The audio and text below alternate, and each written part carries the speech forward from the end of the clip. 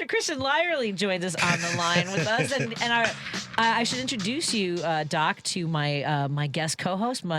His choice of name, by the way, my Hump Day honey. That's right. Ken Mejia Beal. I don't know how to switch cameras for you to be able to see him. It's okay. I'm so happy you're here, Doc.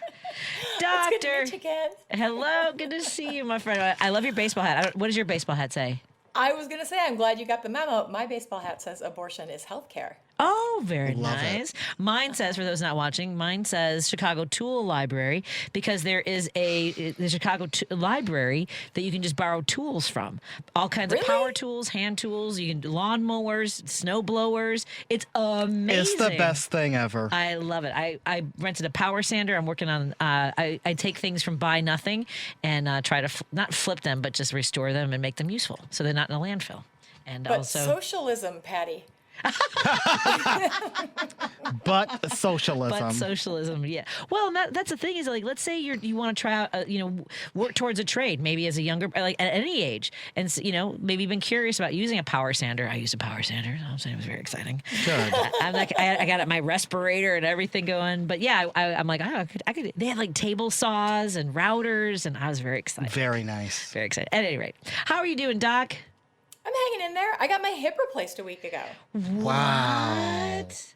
That's But I'm sitting here, Yes. with my legs crossed, my legs all bruised up. But a hip replacement, not as bad as I thought it was going to be. Yeah, that's a big one. It's a huge recovery process. Well, and the doc has been recovering a lot this year. I know. I don't. You know what? Let's go on to topics. We don't. I can see your face. You're like, I'm gonna be me before, after, and during this conversation. Yes. So, I will say that you and I both know that being a patient in the United States of America sucks. Yeah. Our It does. healthcare system is so profoundly broken, and it doesn't matter if you've got money or privilege or education, or even if you're an insider, like I'm a physician, it's still incredibly hard. It's very challenging. I try not to be angry. It's hard not to be. I guess that's it, because you're supposed to be recovering, right? Right. And there's so many elements that are contrary to the body healing. And that's a shame, because money is stressful, fear is stressful, confrontation, all the conflicts that you have to, like, I could get into it, but I do want to ask you this, and we didn't prep you on this at all, and I don't know how much you're following, and I don't know how much Ken is, but I can't be on social media and get away from the Lindsay Clancy case in Massachusetts. I don't know if Ken's familiar with this. I am familiar. And it's interesting because depending on what your algorithm is like, and if you're seeing any of this case of this woman in Boston whose 3 children lost their lives, and she has admitted to taking their lives, and then there's a conversation around postpartum depression, psychosis, all these elements to it, and there's also a racial element to this, because there was a black woman who had been prosecuted for similar cases, other black women. And in Boston, apparently, there's a different standard for convicting someone who is, whether it's postpartum for mental health issues. There's a lot there. And as an OBGYN, I wonder what I really hate putting all this on you. It's such a huge case. But, postpartum depression is something that we talk about only when something horrible like this happens. Yeah, and it is really, really common. And so many people can't get health care. They can't get the care that they need. Do you know that most people who die as a result of their pregnancy die in the postpartum period? It's not at the time of delivery because of bleeding or whatever. It's after the baby is out and they are recovering. They've got a full year to recover. And during that time is when we lose most moms. And we think 80% of those deaths are preventable.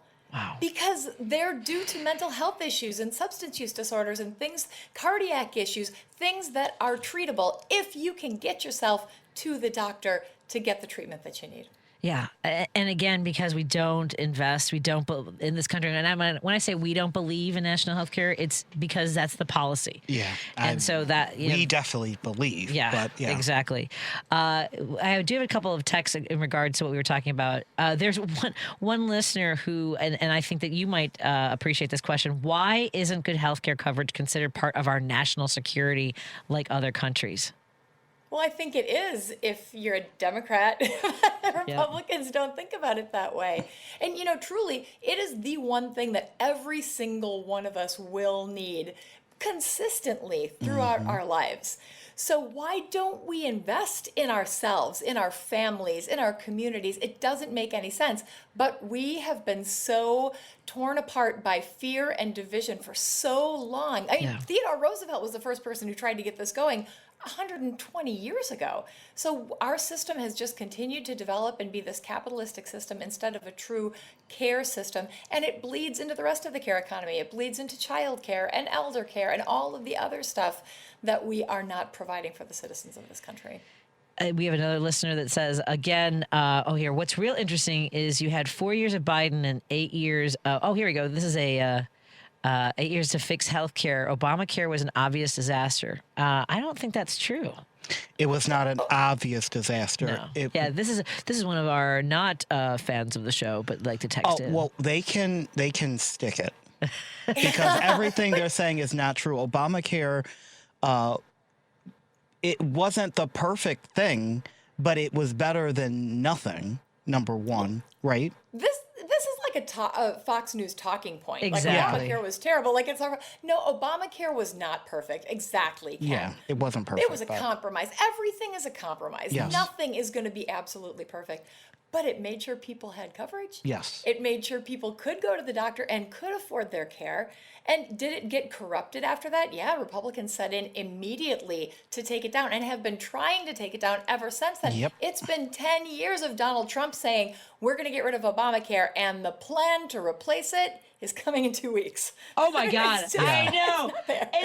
The audacity of people to even say anything. I mean, like they can, obviously they're right to do, you can say whatever you want and then be absolutely fine with the 2 weeks. And he said it in the first campaign that they were going to replace it with something beautiful. Oh, it's always something beautiful. It's always something beautiful. It's always something beautiful. Like, okay, can we? It's a nightmare. Again, not something that we had planned to discuss, but that image of him. Have you seen where he's coming off the stage and there's something in his badunkadunk? You mean his diaper? Well, but you got to take the diaper out of the box first before you put it up. Have fair. you seen? I just thought it was a diaper.